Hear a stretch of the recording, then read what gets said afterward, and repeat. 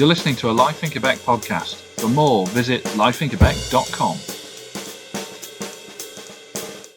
Hi, I'm Rosanna Haratunian. The article I'm about to read is called From Goalie Camp to Financial Planning, the Will Evans Interview. It was written by Lindsay Rosevear and first appeared in the July 2013 issue of Life in Quebec magazine. Here it is. Will Evans' Quebec adventure began in 2004 when he attended a summer hockey camp. As an avid university team goalie from the United States, he was keen to train with Quebec's hockey elite and the reputed goalie gurus of the North. He was advancing his net-minding skills and enriching his team back in New York State, where he had just started studying business at a small college. What he did not know at the time was how Quebec would spark something in him to embark on a journey that has linguistically, geographically, and culturally changed the course of his life. Hailing from Skaneateles, New York, Evans is a well-spoken, good-humored, young professional Quebec City resident. He chose Quebec over Montreal to have more opportunities in French, and by having an affinity for hockey, he easily connected with the sports-mad Quebecois. On his northern training trip, he had made a few friendly connections and bravely decided to come back, this time to study.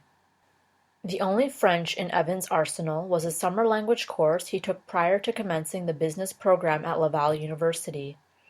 Armed with only this course and far from being bilingual, he plunged headfirst into the deep waters of full immersion, hoping to stay afloat. When asked about the language challenge, Evans gives a laugh. I guess it was a bit crazy, but I was lucky. I had a bit of facility with it. The importance of learning French is not lost on Evans. He knows it was one of the most important pieces for his transition into life in Quebec. Being able to speak the province's official language has allowed him to pursue his studies and career while simultaneously integrating into the local culture. Despite swiftly picking up the language of the locals, the conversion into a full-time Quebecer did not come without its difficulties. Evans candidly attests to wading through the countless and tedious administrative loopholes and regulations when he first arrived. He describes a situation, now funny, when he had just moved downtown and had tried to obtain a vignette or parking pass from the city. The government agent advised of the appropriate documentation needed in order to qualify. Since his roommate's names were on the lease and registered for all of the bills, Evans assumed that returning with a bank statement with his current address would be acceptable. Excited to finally obtain the vignette and even more so to put a stop to all the parking tickets, he was promptly turned down and had the rules re-explained to him. Enlightened by the administrative straitjacket, Evans found a way to conform and eventually received the coveted vignette and promptly paid off the tickets. The memory remains, though, as an example of the complexities of Quebec's administrative processes and the cultural patience it requires to evolve into a new country. Starting out as a sales representative for a sports company once Evans finished university, he jumped on an opportunity to achieve his career-related goal of working in the finance sector. While teaching an evening English class, one of his students referred him to his current place of employment, where he began developing his own clientele. Being forced to get out and meet people has allowed him to benefit from the power of networking. Evans is now busy working on his own financial accounts and explains, I have worked really hard to be here and establish what I have professionally. From personal experience, Evans affirms there will always be an extra challenge doled out by people who try to undermine or invalidate the professional qualifications of those who come from outside the region.